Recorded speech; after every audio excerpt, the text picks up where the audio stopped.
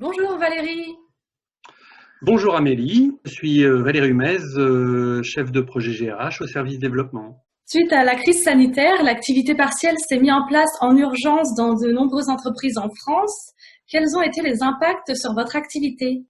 Alors l'idée de l'activité partielle, on l'a eu la semaine précédant le confinement. On s'est dit qu'il fallait commencer à y penser. Dans le secteur médico-social, on a peut-être eu un ou deux cas depuis de nombreuses années. C'est pas très pratiqué et donc de fait, on estimait qu'il y aurait peu d'impact sur notre secteur d'activité.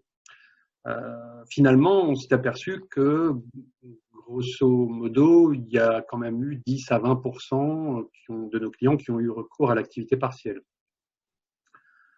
Donc, on a commencé à analyser le fonctionnement du mode de calcul de cette activité partielle. On l'a un peu redécouvert, à l'instar de nombreux éditeurs, on s'en est rendu compte. Et ensuite, on a commencé à faire une première salve de modifications pour la paye de mars, pour nos clients qui désiraient le mettre en application dès cette paye. Et pour ce faire, évidemment, on a formé nos techniciens pour qu'ils puissent aider nos clients à mettre en place ce système. Par la suite, il y a eu une multiplication des réunions avec la SDDS, qui est l'association des éditeurs, et les pouvoirs publics pour qu'ils nous expliquent les nombreux décrets et ordonnances qui sont parus tout au long du mois de mars et aussi au long du mois d'avril. De fait, on a dû effectuer d'autres corrections, d'autres modifications pour la paye d'avril et également pour la paye de mai. Alors, ça a été très impactant pour le calcul de paye, non seulement pour ceux qui avaient recours à l'activité partielle, mais aussi pour nos clients qui n'utilisaient pas l'activité partielle. Juste un exemple, la mise en place du plafond spécifique pour les organismes complémentaires pour l'activité partielle.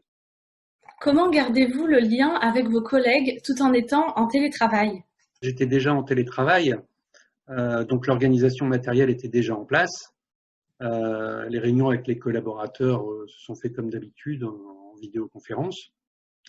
En revanche, les réunions avec la SDDS, l'association des éditeurs, et les pouvoirs publics, elles se sont faites en vidéo, contrairement à d'habitude où je revenais sur Paris une à deux fois par mois pour avoir des réunions physiques.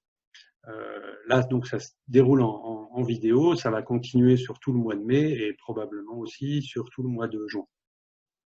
Merci Valérie. Merci Amélie, portez-vous bien et soyez prudents.